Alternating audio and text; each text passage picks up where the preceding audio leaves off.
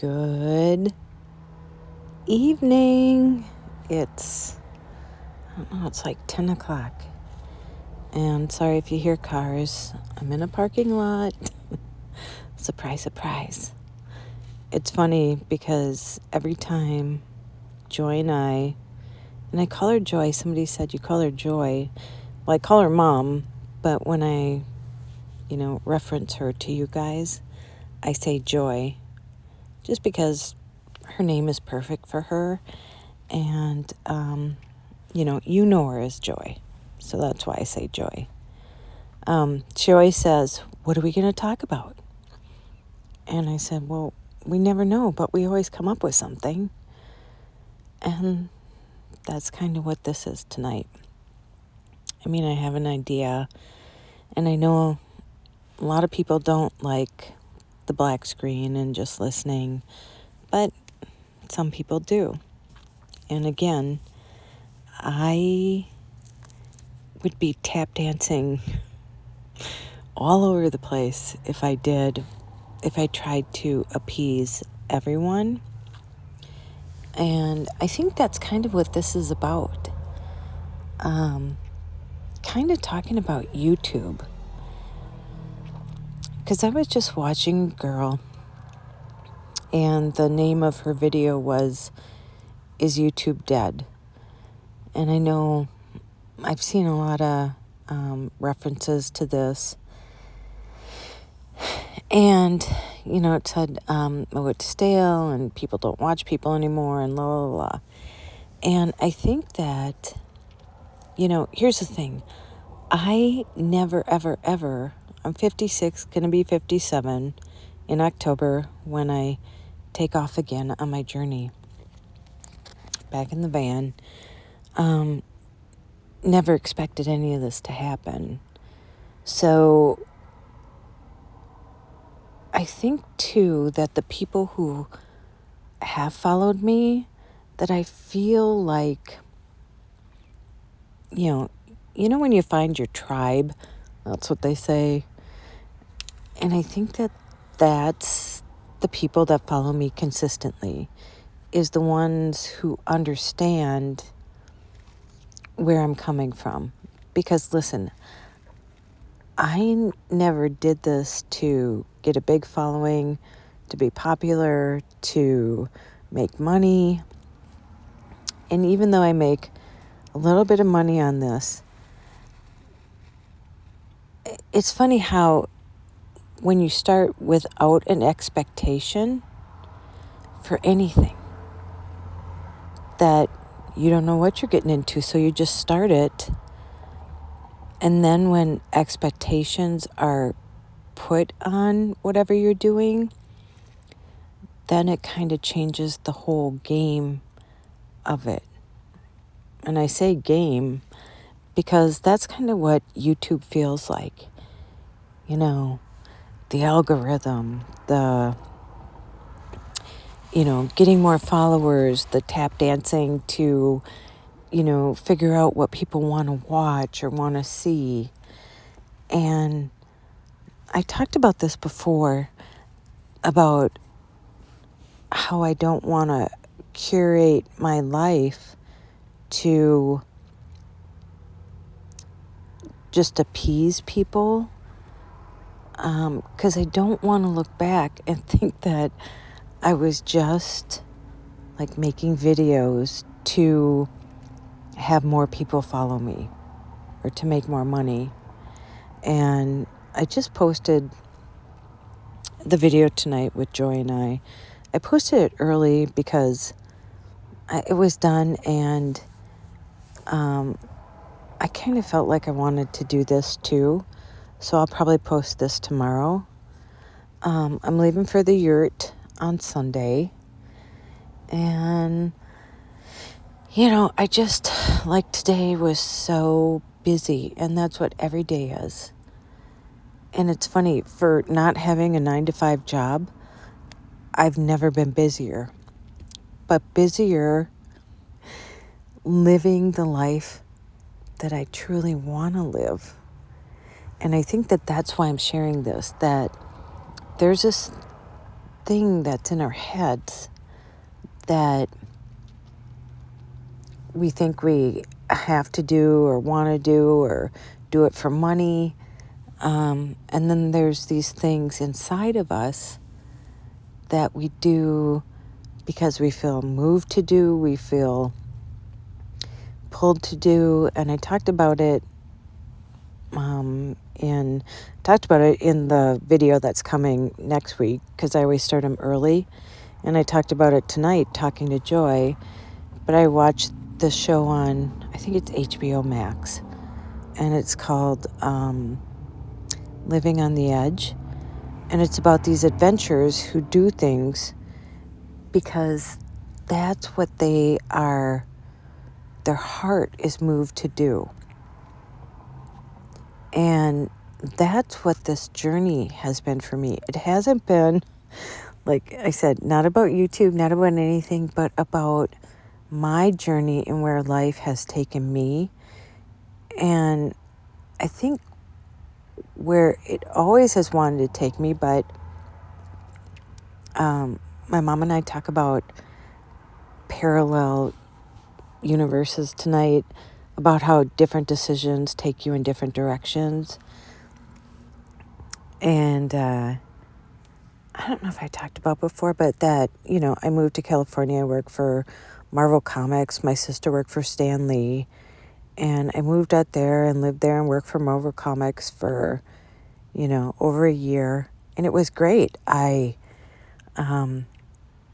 slept on the beach. I played softball for Marvel Comics. I, got to, I knew Stan Lee, like he was like, hey, Stan, like on a one-on-one name basis, and all these people.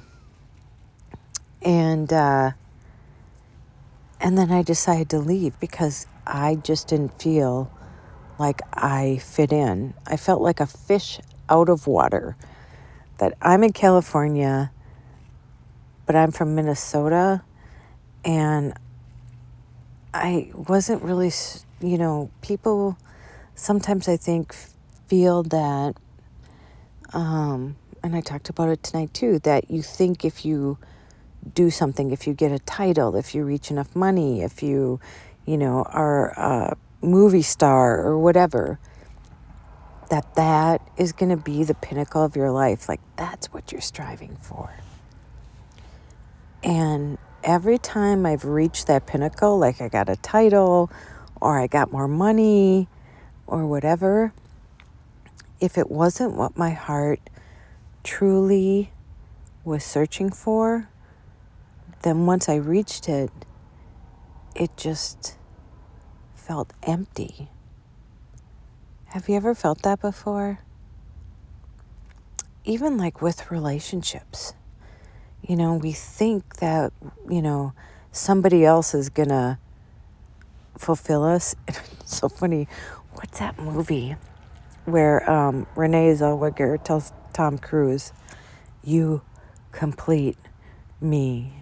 And it's, I don't know if that's ever happened to you. It's never happened to me, but I complete me.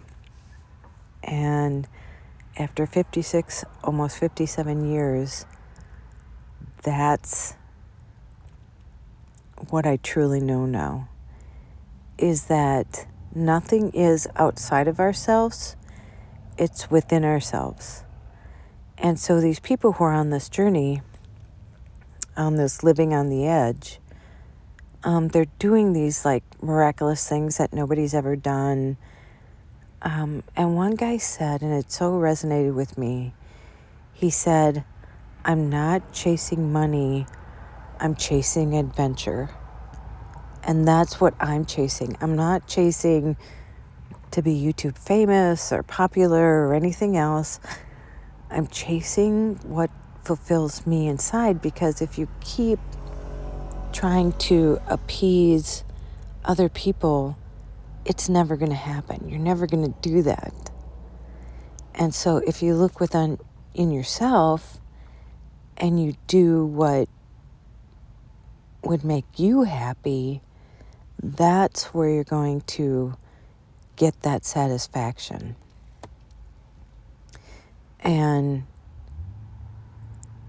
it just, and I know with you guys, I was watching, I don't know if her name is Colleen, and she has this thing, it's called Colleen Vlogs, and she just vlogs her normal life, and she has this character, her name was Miranda, but she doesn't do it much anymore, and she has kids, and it's just an everyday thing, and, she talks about, she has trichotillomania, or something like that, where she bites the skin on her fingers and toes and stuff like that, and I think that's a thing that people are searching for. We want entertainment, but we want to be able to identify with someone.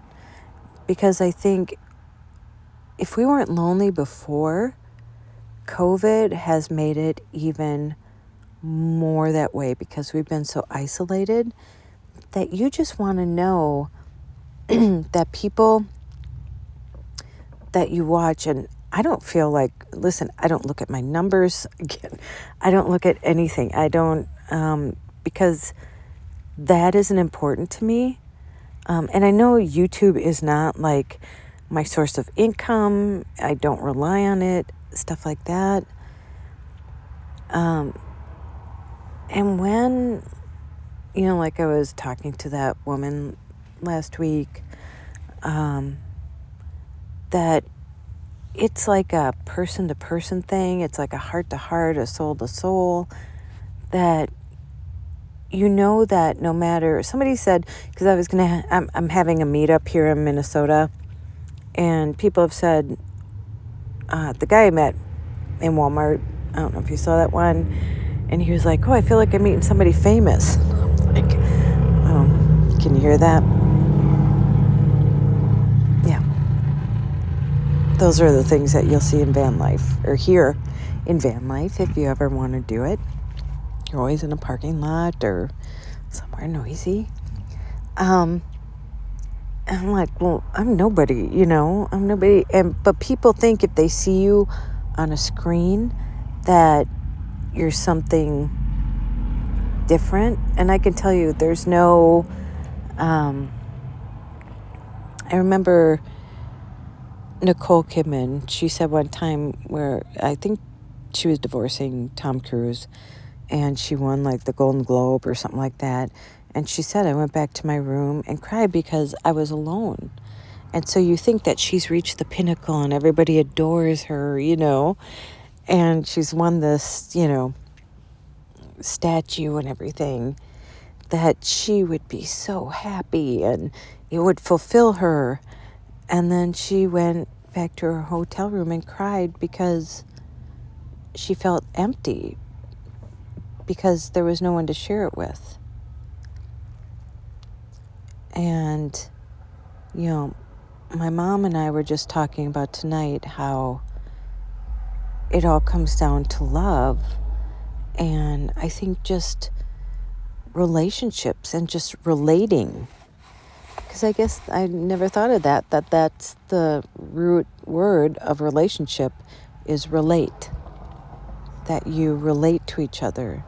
And so it doesn't have to be a romantic relationship or, a friendship relationship. It's just that you can relate to somebody. You can understand where they're coming from.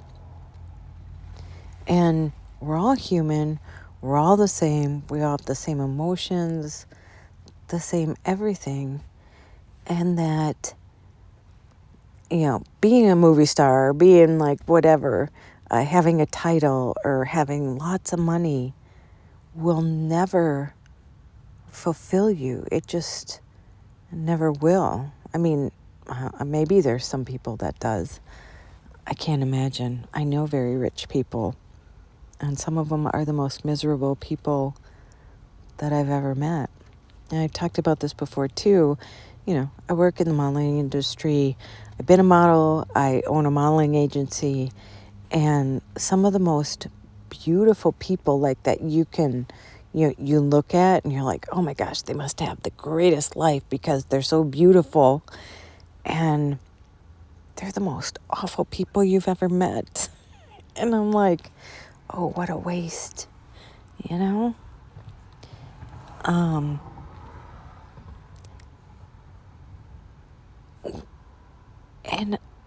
like after talking to my mom tonight, we're all on the same level. Don't ever think that anyone like is better than you or has it better than you. I understand with money, it's a lot easier.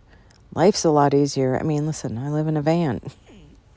I make like $2,000 a month, you know.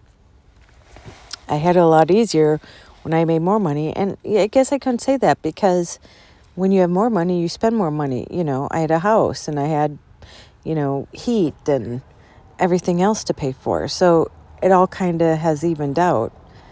And I was talking to somebody today that she lives in a van. And she said, I'm working for needs, not wants. And, you know, for me right now, like connecting, I've realized too how much I've neglected nature.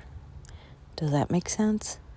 And, you know, doing those nature videos just to practice, you know, with the camera and the editing software, how much beauty there is that me sitting in a cubicle from 9 to 5 or, you know, not really realizing how amazing nature is and how fulfilling it is just to watch a bumblebee on a flower and sit there in awe just looking at it, or a waterfall and not being bored because we're so used to quick fixes, you know, like with TikTok and Instagram and stuff like that. Or Facebook, you scroll, and, you know, they're like these, you know, 20-second hits or whatever, you know, length they are of this thing that fulfills you for the moment. And then you're on to the next thing. And we're being conditioned. And even like in dating apps, scrolling. Oh, not cute enough. I mean, that you don't even like get to know the person, that's just what our brain is being now conditioned to, is just these quick fixes of things that we never get to see the true beauty of a person, gesture, nature, the intricacy of just life itself. And I know, even just working so much, 2 more people just quit at the pharmacy. So that's been 4 in the last 3 weeks. And I just go from one thing to another. But at least what's interesting is that I have no concept of time. Like, I just know what I gotta do. I go to work and then, you know, I work on my videos and then I go take care of my mom and I gotta grocery shopping. Do you know what I mean? One thing after another. It's not like from 9 to 5, I have to focus on this job that I don't like. And then maybe I'll go to the gym. And then I have to eat because I'm hungry. And then I watch something just to pass the time till it's time to go to bed. And I will tell you, with van life, and I still can't believe that I've done this and this is where I am, that I know a lot of people don't think like this is living, because they think you live in a house and you have money and that's what you work for. I am living more now than I've ever had in my entire life. I have no concept of time. I have no concept of what day it is. And I've realized that is living, when you're not looking at the clock, waiting for the end of the workday or for the weekend. And I don't mind living in noisy places and I love the challenge of, having to find a new place to park or, I think we get complacent and we're like, okay, this is what it's supposed to be. We work till we're 63, 65, 67, and then we retire, and then we can live. But a lot of times, something's happened in that time, or by that time, we're, I don't want to say too tired to live, but that we feel like we've done it. And I know when my dad, he worked so hard his whole life to raise us six kids. And, my mom, they were very in love and, it was great. And then when he retired, he went into a depression because he had nothing to get up for in the morning. Like he was conditioned every day to go to work and do this, you had and work till 5 and then you do this and then you have your kids and you take care of them. And again, there's nothing wrong with that. There's nothing wrong with that. But I just want to challenge you to challenge yourself to, with the time that you do have outside of working, to hone in on hobbies or things that you like or things that, stir in you to move your heart, to make you fulfilled, instead of trying to make a job fulfill you. Well, something's going on. And I think my thing more for my channel is that I want you to know that there's no expiration time to when you can do that. It's not behind you. Everything is in front of you. Whatever's happened behind you is in the past. And my mom and I talked about this tonight. But whatever is ahead of you, and that's why, listen, I'm afraid of heights. I told you I don't like bridges, but I conditioned myself driving cross country. I didn't like driving. But once I did it enough, it wasn't scary anymore. And, I jumped out of an airplane. And it was scary, but I did it. And then it was like, yeah, okay. And, I'm going to go hang gliding and, go to the yurt. And I just want to keep moving forward. I don't want to sit in some holding tank, like waiting for something to happen to my life to push me forward, because I already did that.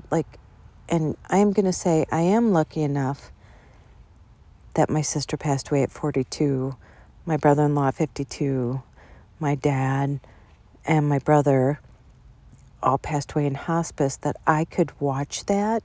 And then my sister in an assisted living home, and every week when I go visit her, being reminded that she can't get out unless I take her out.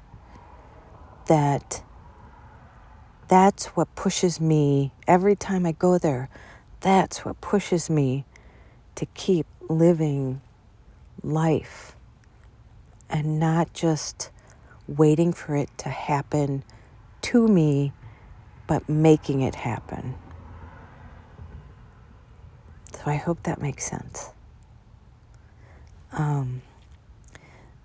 But yeah, I don't know. I always just feel moved sometimes to talk about stuff.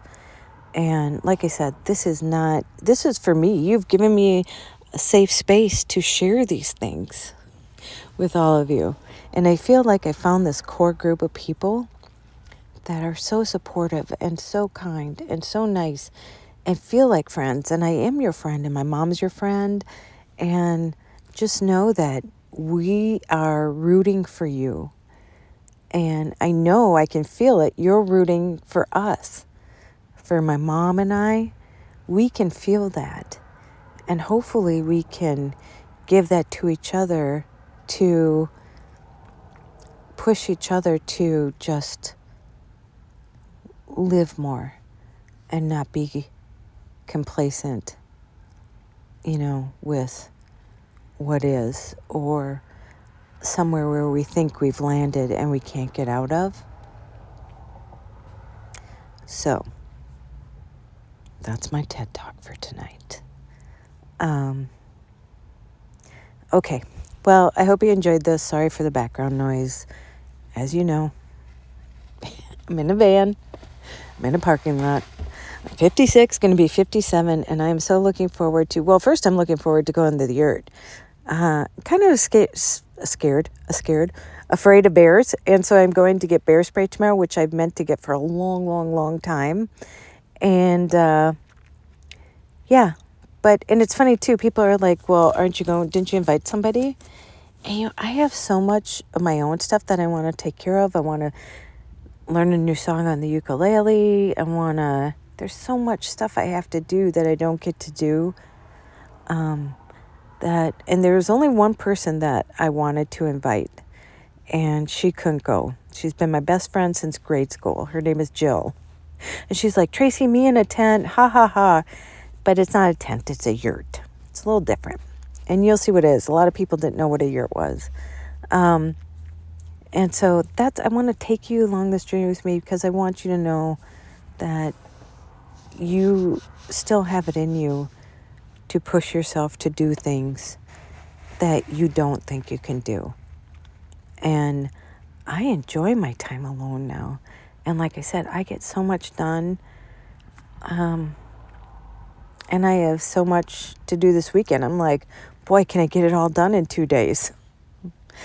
So I'm really looking forward to that time and sharing it with you, and learning a new song on the ukulele, and just a lot more stuff.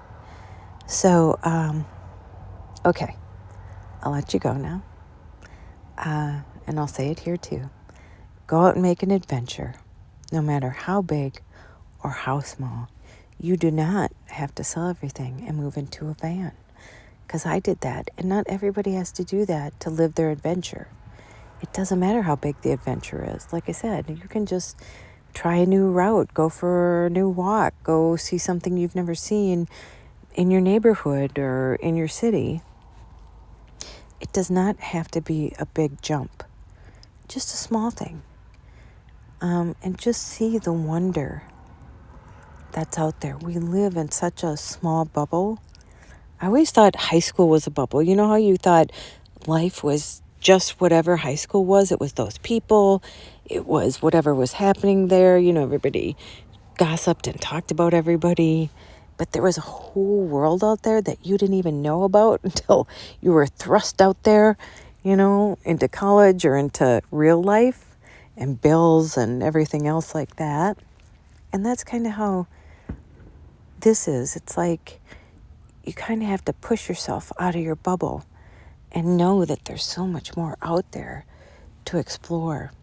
And really, I just implore you to get out in nature and, put your feet in the grass and look up at the stars and, just appreciate what's outside your cubicle or your gym or your home, and just reconnect with your source and the beauty of life outside of what we've been conditioned to just do or be. Do you know what I mean? Like a job or a title or money or stuff like that. So instead of chasing money, chase the adventure. Okay? And Call someone and don't forget to tell them that you love them. And do not forget your magic. Okay.